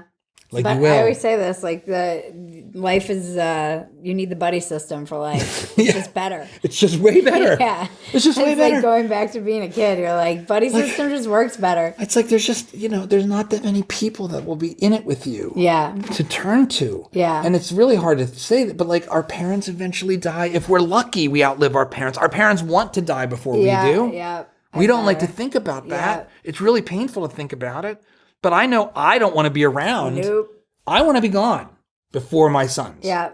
I want to be gone. Yeah. I want them to be at my funeral. Yeah. So that's the stuff. Now, there's a bunch of stuff that's happened that has made America the most successful place on earth that we shouldn't chuck in the trash. Mm-hmm. Like treating everyone equally under the law. That's a fundamentally liberal value, like liberal, classical liberal, not like left whack job commie stuff. Like, no, like John Locke and Montesquieu and Thomas Jefferson and the Bill of Rights. We shouldn't throw that stuff out. Yeah. That's a good foundation. You go into a house. My advice for first-time home buyers is take some time, if you don't already know anything about this, to learn what it means to find a house with good bones. Mm-hmm. Because most people don't know about what goes into making a house go from looking gross to looking nice or feeling nice. Mm-hmm. And if you can develop a little bit of that, take some time, like literally like watch Chip and Joanna Gaines on HGTV with your spouse. You will then immediately have an eye for things that will let you buy a much cheaper house because most people will overlook it because it's ugly, XYZ, and you'll realize like, oh wow, like the thing that makes this ugly, I can change for like $5,000. Yeah. And it's a $350,000 house or it's a $250,000 house, but I can invest like $15,000 and it will go from looking like this ugly duckling that sucks to something great. Or, oh, I go in here and these rooms are small, but wait, I can knock down this non-load bearing wall and now I've got this super awesome room. Mm-hmm. And I can do that myself actually. Mm-hmm. And like, so effort yields a huge amount of benefit. Yeah. Like you just have to be willing to do it. Yeah. And like, I think that stuff, that's the path. Like effort will always put you ahead. Yeah. It just will. And there was something that I heard, like, I think it was like a Peloton ride or something like that, which sounds as gay as it is. But I always try to take like one thing that sticks out because those rides are insane and they're always like talking about, God knows, I could do a whole parody sketch of how they're like just bananas. And I taught yoga for a long time, so I understand that like you're just trying to fill space. But sometimes they say things and a lot of the people that do the like power zone training, which I actually like, where you can actually incrementally see yourself get stronger and better by doing these kind of lower long rides with in that like middle zone where it's effort, but just, and he was saying something like you have to learn a little suffering yields a lot. And this is something I've talked to Abigail Schreier's husband about too, because I was saying Judaism sounds like a lot of work, like it seems like a lot of work. And he said something that stuck out to me forever, which is that, yeah, but that's the stuff that's worth it. It's the things that make the effort. And it's when I'm inconvenienced. It's when it's not convenient that it actually feels meaningful and good. And that has been my experience in life. Just over time, but that's our culture doesn't reflect us at all. It's just a really weird new problem to have pathologies of comfort, right, and wealth, right, and even things where it doesn't feel like a wealth thing because you're like, yeah, but I'm living paycheck to paycheck, and like the cost of living is horrible. So what are you talking about? Wealth disease? Go fuck yourself. That's right. Like I get like. But it still is the case that I'm not like, sorry, but you know what? I know a lot of people. This will be the thing. Like the right winger will be like, oh, you're just a boomer. But like, I know a lot. We're in Texas. I know a lot of Mexican immigrants. Yeah. I know people that come from way harder lives, and they like build. They don't have that. Yeah. Like they don't have it. They don't have that like entitlement, that bitterness about how life is hard. Yeah. It's like their life was hard. Like Yeah. you have to just say like, no, like life is suffering. Yeah. Life is hard. You have to decide what you're going to do about that. You have to decide, yeah, shit, this sucks. Yeah. This job sucks, but okay. Yeah. I'll just keep at it and then I'll look for something better.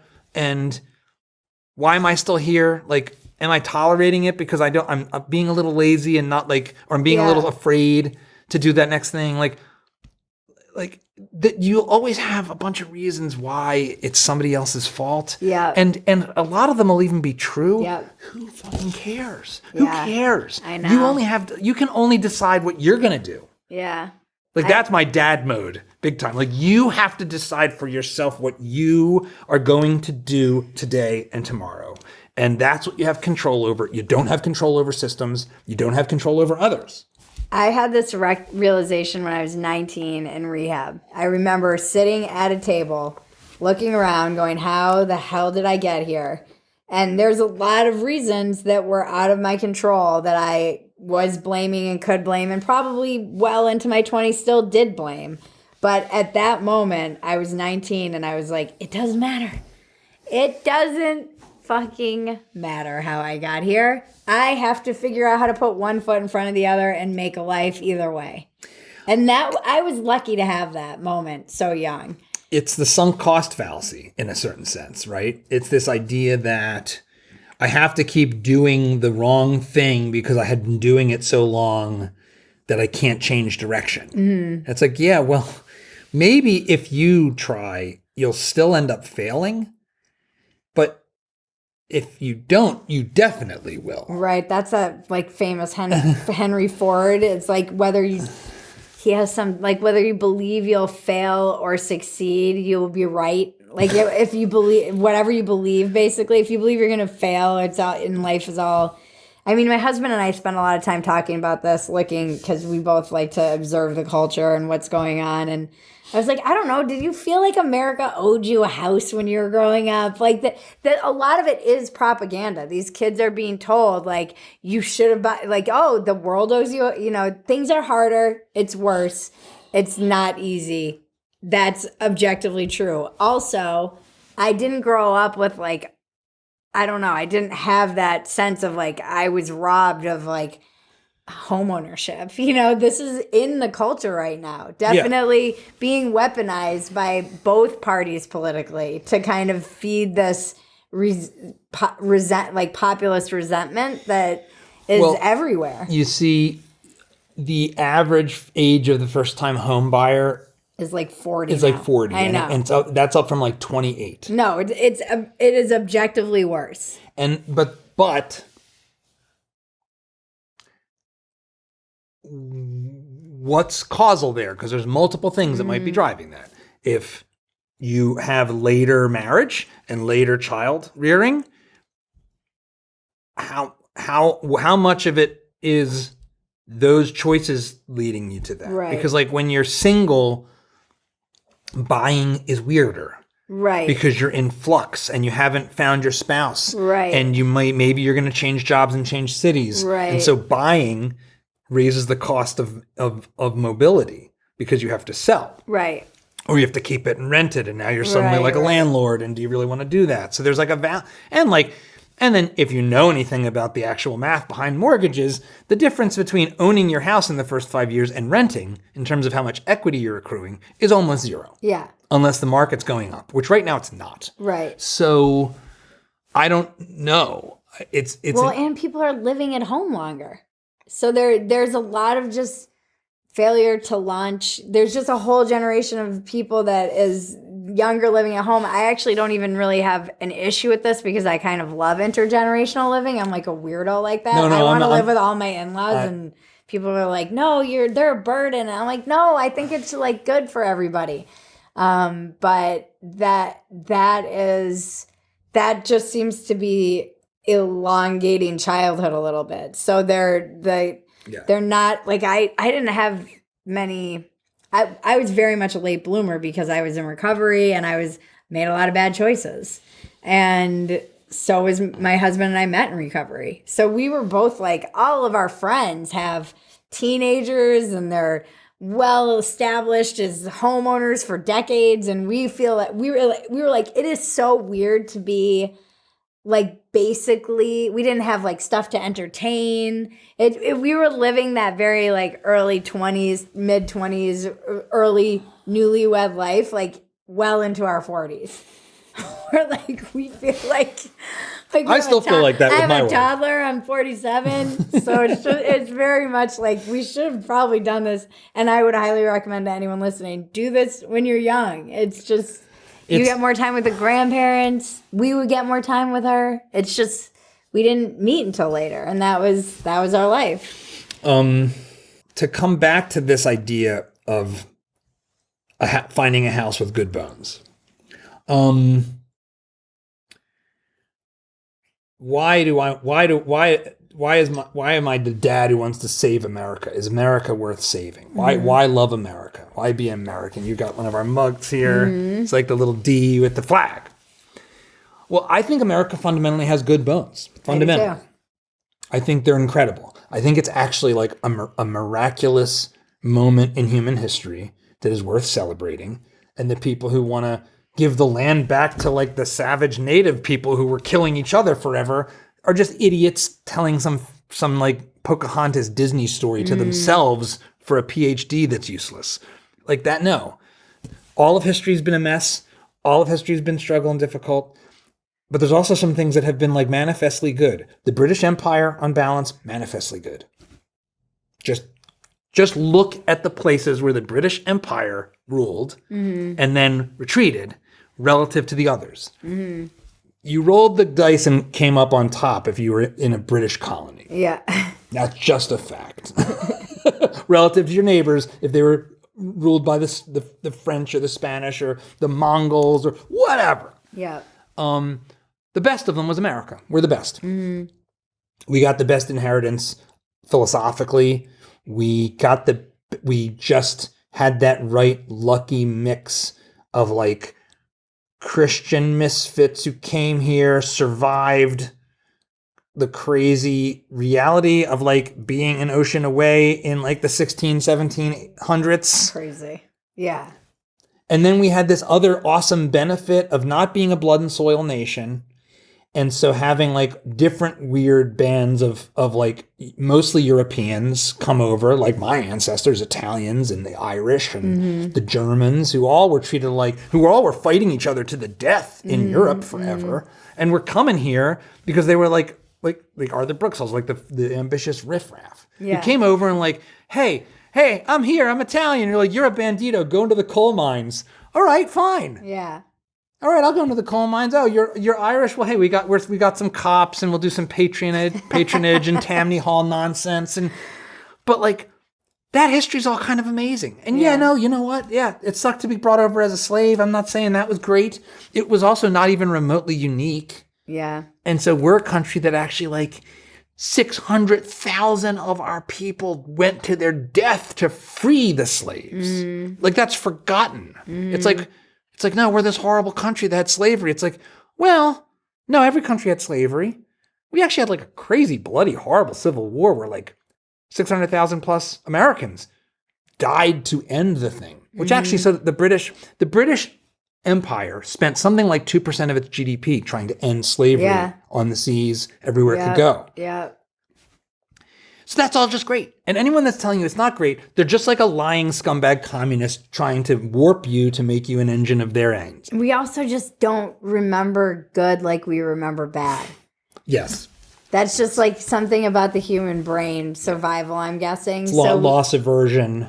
And like maybe I learned that, and you do learn about the Civil War, but you don't necessarily learn about it.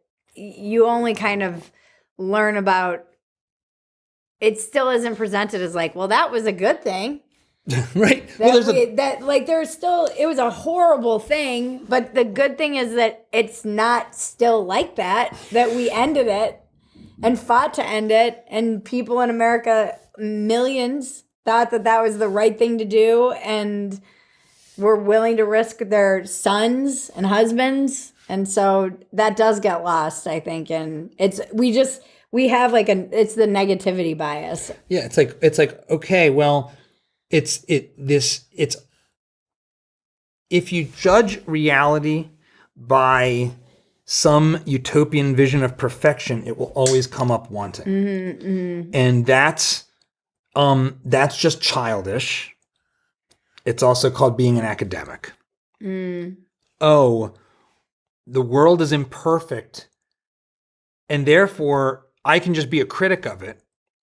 And this is the thing where, like, the people who are get stuck in these, like, in this Nick Fuentes Groyper type of space online. It's not just him, but it's like this is all terrible, and we can just criticize all the things that are wrong. It's like, yeah, I know, but you know what? That's really fucking easy. Yeah. Being a critic has always been the cheapest way to look smart. Is to just be a critic. It's just so easy and cheap. Or a conspiracy theorist. And it's like, I don't know. I don't think that's not that interesting to me. It's not that exciting. It's not that smart. You know it's more exciting, like figuring out how to stay married in 2025 and beyond. Or That's super awesome. Or meet somebody. And like for the boys out there, it's like, you know what? I got a great answer for you, because you know what? So you're a based young man, right? And you're like, feminism's a bunch of horrible nonsense. I mostly agree with that. Because it is. I don't want any of this. I don't want any, like, I'm out. It's like, well, you know what? In America, we have millions and millions of super conservative Christian girls. Yeah. Like, why don't you just go out? Why don't you, like, clean up your act a little bit and, like, go out there and be like, I'm looking for a pro-life woman that's as hardcore start going to pro-life rallies. Yeah. You're like, you think you're going to find a bunch of woke assholes at the pro-life rallies? Or be honest on the dating apps or whatever. Like, just don't hide it. Just be honest. Like, that'll work. Yeah. It'll work. It's like, it'll stand out. I don't know. Maybe it's I feel like I got on the last chopper out of Nam on the relationship front. I always say this too. Yeah. So I didn't have to deal with all this swipe app stuff. Yeah. And I know I sound like an old man, like the swiping and I don't even know what directions the swiping. Yeah. So maybe I'm underestimating what a dystopian hell it is, but like my sample size of one in my family with my son is he found a great girl who's super Catholic. Did they meet at church? That school. Oh, okay. But they're out there. Like it's like you can do that. It's like just and then you just have to make sure that you're up for it. Yeah. What's your biggest defect of character? That's a great question. Besides talking too much, I can become just overly self-righteous, and that can lead me to be strident, for sure, and judgmental. I'm a judgmental person ultimately, and that can be taken too far too easily. I mean, that's the whole point of finding someone people are like, find someone with the shared values. It's like, really just find someone to like make fun of the world with, to judge everyone with. That's what we all need, is a partner to just like share our judgments so that we can feel. I was thinking about this the other day. I'm like, all couples that are happy are really just quietly judging everyone together, and that's the way it should be. Yes.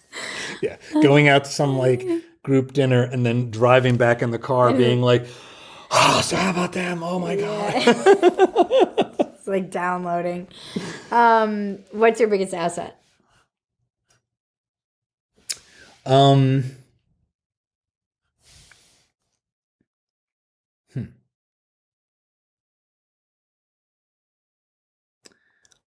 I don't really care what other people think that much. Like, I really don't. And that was transformational. And it was when my son was born that became true. It was like, he gave me a kind of like, fuck you money kind of effect. It was like, oh, like my striving and all these other things and being worried about keeping up and am I progressing in my career or blah, blah, blah. Yeah. It was like, oh no, none of that actually matters that much. Like, that's all. And it's like, I think I'm able to negotiate with life as if I'm ready to walk away from the table if I don't like the deal, like the way it works. Like Like you have to be, and I'm not all that great a negotiator, actually. I get too enthusiastic, but in the bigger sense, I don't really care. Yeah. If I lost everything tomorrow, I could like literally buy a Winnebago and be fine with my wife and family. Yeah. That's all fine. Like I'm not super attached. Yeah. I'm not attached to what people think of me. I'm not attached to what I have. It just doesn't all matter as much as the things that do. Yeah. So that's like a superpower. Yeah. That's kind of similar to what happened to me. It is like a superpower. You're like, oh, I have this little nucleus, and I'll defend it to the death and protect it, and I want to build a better world and hopefully contribute to making it better for our offspring. But that's what matters, and give her some sense of like resilience. And my daughter has this kind of like confidence that I didn't have. She's like good at advocating for herself, and I don't want to beat that out of her. It's like, good. She's like, Mommy, your breath stinks. Can you turn your head the other way? When we were like cutting, I'm like, it's good that you said that. Like, you're not trying to be nice or please me. You're just like, I think that I want her to be like fearless like that. I didn't have that. Where can we find you? Well, on YouTube is my favorite, Dad Saves America. DadSavesAmerica.com is the website, which is also like a Substack. So there's articles and all kinds of stuff there. And then I'm not my best self on Twitter, but if you want to see the some of the worst angels of my nature come out a little more often, you can go to John Papola on Twitter, on X, whatever it is. Yeah. And be like, oh, you're a little more hardcore than I thought. It's like, no, well, yes and no. I'm sorry. I mean, yeah. You did. Yeah, I don't know if they'd be that surprised from this interview. We were like, we need another crusade. Thank you so much. All right. This was great. Thanks for having me. This was a lot of fun. Yeah. This has been Walk-Ins Welcome with Bridget Phetasy. I'm Bridget Phetasy, and you're welcome.